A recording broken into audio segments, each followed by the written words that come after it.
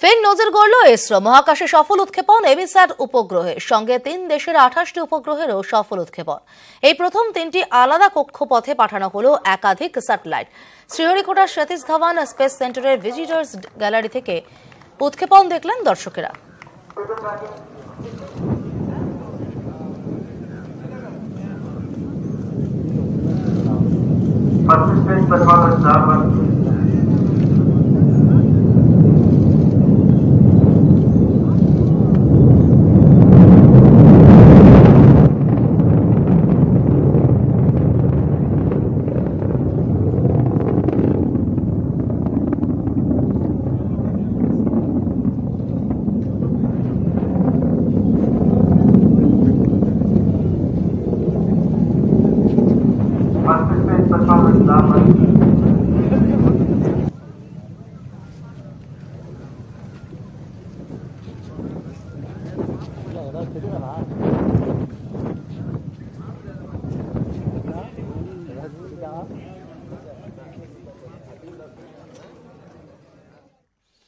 Botanical গার্ডেনের পর হাওড়ার সাঁতরাগাছি ঝিলে মাছের মরক। সোমবার সকালে ঝিলে প্রচুর মৃত মাছ ভেসে ওঠে।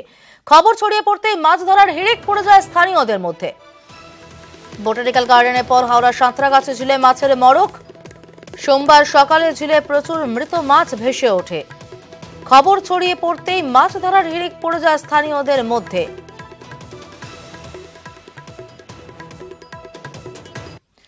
দেবাশিস চক্রবর্তী প্রতিনিধি রয়েছেন টেলিফোনে। দেবাশিস, কেন এই মাছের মরক, কি বলছেন পরিবেশবিদরা? রক্ষণাবেক্ষণ কি হতো না সাঁতরাগাছি ঝিলের?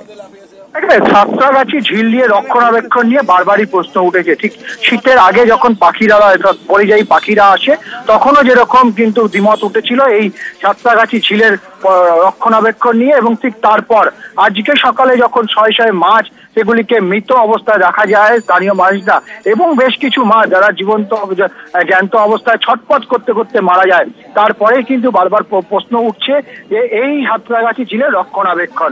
তবে বারবার করে আমরা পরিবেশ বা প্রশাসনের সঙ্গে কথা বলেছিলাম, তাদের দাবি যে যেহেতু একটা আবহাওয়ার তারতম্য ঘটে, অর্থাৎ একদিকে গরম তার মধ্যে জল বৃষ্টি, ফলে সেই জলের যে তাপমাত্রার তারতম্য, সেই জলের তাপমাত্রার তারতম্যের জন্যই কিন্তু এই মাছগুলির মৃত্যু হয়েছে বলে এখন পর্যন্ত প্রশাসন সূত্রে খবর। তবে অন্য আরো একটি দিক, সেটি হচ্ছে মাছের বিষক্রিয়ায় মৃত্যু।